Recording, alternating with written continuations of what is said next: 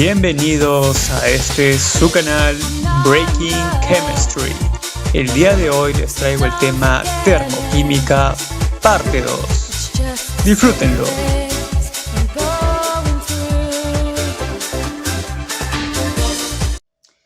Muy bien, en la clase anterior habíamos demostrado que la variación de la entalpía era igual al calor en un proceso a presión constante.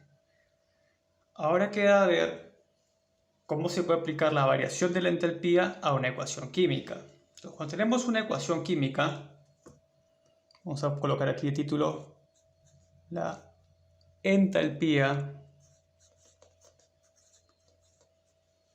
de las reacciones.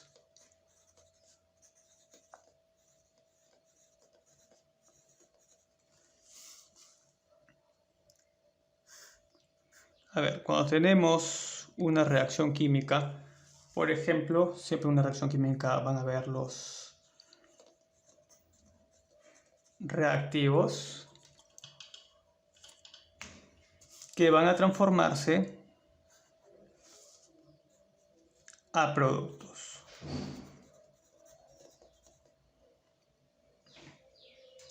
Muy bien, debido a que la mayoría de las reacciones químicas que tenemos en el laboratorio se dan a presión constante, entonces, si se dan a presión constante, el calor que emiten o el calor que se absorbe en estas reacciones químicas va a ser también un calor a presión constante. Y si es un calor a presión constante, estamos hablando de la entalpía.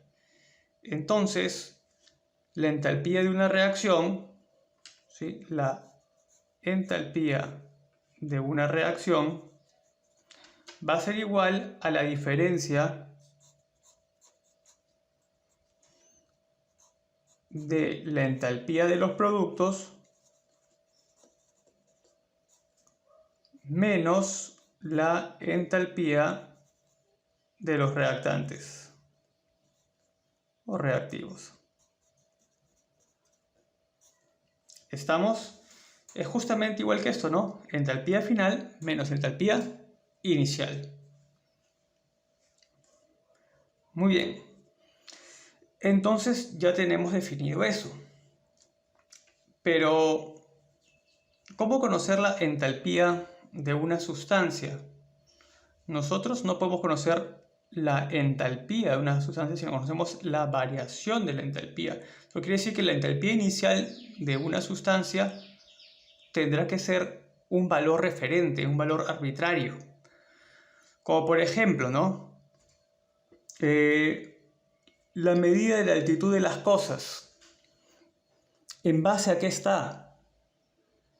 Por ejemplo, yo quiero saber cuánto mide una montaña o a qué cota se encuentra un nevado. Entonces yo lo hago en relación al nivel del mar. ¿Y por qué el nivel del mar? Porque el nivel del mar lo hemos definido por convención como si fuera la cota cero o el nivel cero. ¿Estamos? Entonces quizás deberíamos de medir desde el centro de la Tierra hasta donde llegue lo que queremos medir, ¿no es cierto? Eso sería una medida absoluta, ¿no? Pero tenemos una medida relativa donde el cero va a ser el nivel del mar. Entonces yo puedo decir tal país o tal región se encuentra a tantos metros sobre el nivel del mar, ¿no? Esa otra región se encuentra a 5 metros sobre el nivel del mar, 100 metros, etc. Igualito lo hacemos con la entalpía. Entonces, para la entalpía, nuestro nivel cero, por así decirlo, va a ser lo que se conoce como la entalpía de formación estándar. Entalpía de formación estándar.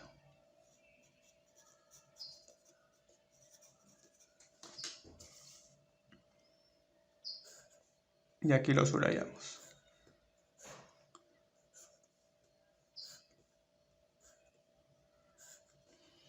¿Cómo se define la entalpía de formación estándar? Fíjense, su símbolo es este, triangulito,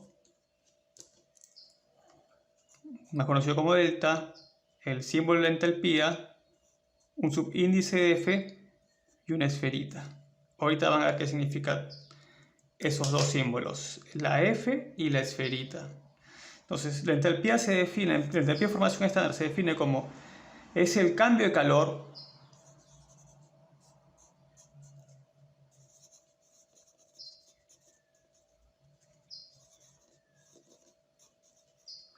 relacionado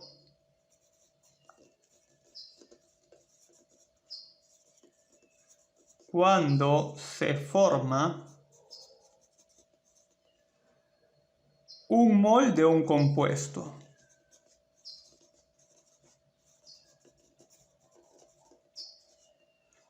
A partir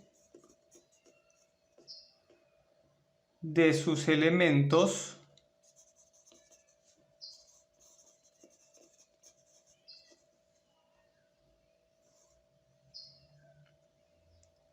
en condiciones estándar. ¿Y cuáles son las condiciones estándar? A una presión de 1 bar. Y pausa aquí. Esta esferita de aquí significa condiciones estándar y la F significa formación, ¿no? Entonces, variación de la entalpía de formación a condiciones estándar. Entonces, es el cambio de calor relacionado cuando se forma un mol de un compuesto a partir de sus elementos a una presión de 1 bar. No sé, por ejemplo, quiero formar CO2 a partir de carbono, grafito, más oxígeno, ¿correcto? Y eso me va a dar un calor, pero esa formación va a estar a condiciones estándar. Y muchos habrán escuchado que condiciones estándar es una atmósfera y 25 grados Celsius. Eso es mentira. La condición estándar realmente está hecha para una presión de 1 bar y sabemos que 1 bar equivale a 1 hectopascal y que 1 bar también es igual a 0.987 atmósferas. Por lo tanto, la diferencia entre bar y atmósfera, el error es aproximadamente 1.3%. Es por eso de que hablar de bares y atmósferas no tiene mucho cuidado, ¿sí? ¿Y por qué algunos libros también dicen que las condiciones estándar es 25 grados Celsius? Porque la mayoría de datos, ¿sí?, experimentales se registran justo esa temperatura, 25 grados Celsius o temperatura ambiental. Muy bien. Ahora, esta teoría sobre la entalpía de formación estándar nos está poniendo una referencia, ¿no? Un nivel cero, por así decirlo, ¿de acuerdo? Un nivel de comienzo. Nos dice lo siguiente también. La variación de la entalpía de formación estándar, ¿sí?, para cualquier elemento en su estado más estable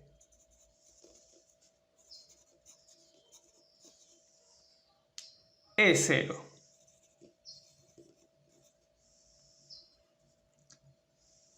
Ejemplos. A ver, en el caso del oxígeno. El oxígeno tiene un par de alótropos. Tenemos al oxígeno diatómico versus el ozono. Pero entre estos dos, ¿quién es más estable? Obviamente el oxígeno molecular, ¿no? O el diatómico. Es más estable. Entonces, si es más estable, ¿a qué conclusión puedo llegar aquí? Podemos llegar a la conclusión que la entalpía de formación estándar para el oxígeno diatómico es cero. ¿Por qué? Porque viene a ser el elemento en su forma más estable. Entonces, arbitrariamente lo estoy poniendo cero. En cambio, la entalpía de formación del ozono que es menos estable, va a ser diferente de 0, obviamente. Esto será 142.2 kilojoules por mol. Obviamente la entalpía tiene unidades de energía sobre mol, ¿no? Otro ejemplo, veamos por aquí el carbono. El carbono tiene varios alótropos, vamos a coger solo dos, los más representativos, al carbono grafito versus el carbono diamante. ¿Cuál de los dos es más estable?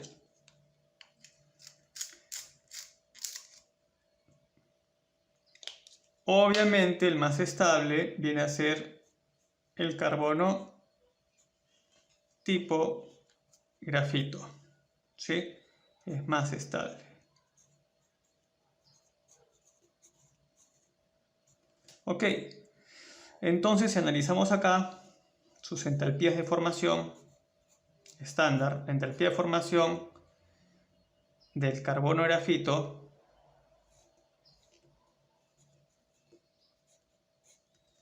será igual a 0. En cambio, la entalpía de formación del carbono diamante va a ser diferente de 0, va a tener valores 1.9 kilojoules por mol. Eso quiere decir de que el diamante eventualmente en algún momento del tiempo, pero un tiempo muy prolongado, se transformará en grafito, porque el grafito es más estable que el carbono en su alotropía de forma diamante. Eso lo veremos más adelante todavía en el curso, ¿sí?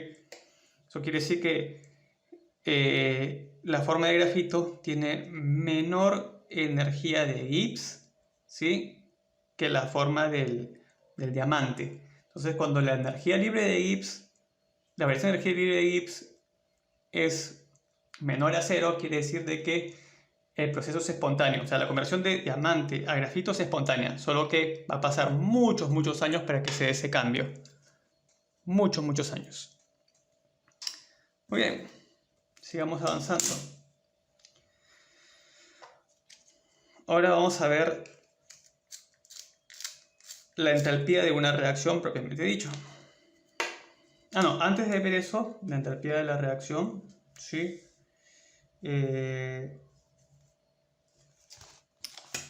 Sí, tenemos que ver la entalpía de la reacción. A ver.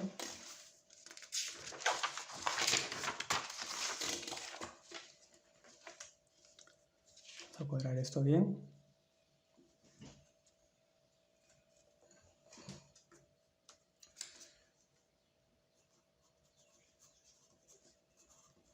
Entalpía de la reacción. Entalpía, pero cuando estamos en condiciones estándar, entalpía estándar de la reacción. De una reacción. ¿Sí? Así yo digo la palabra reacción. Es más cómodo, simpático.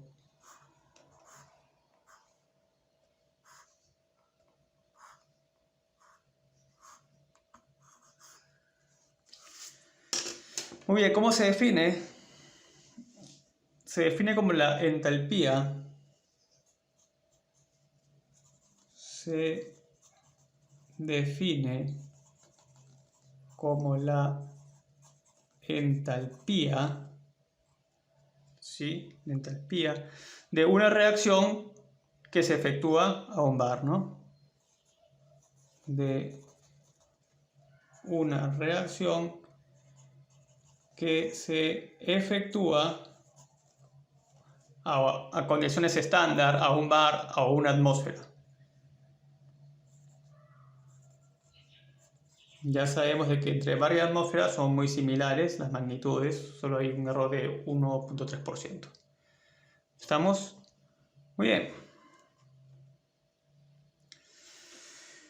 Ok, entonces escribamos una ecuación cualquiera.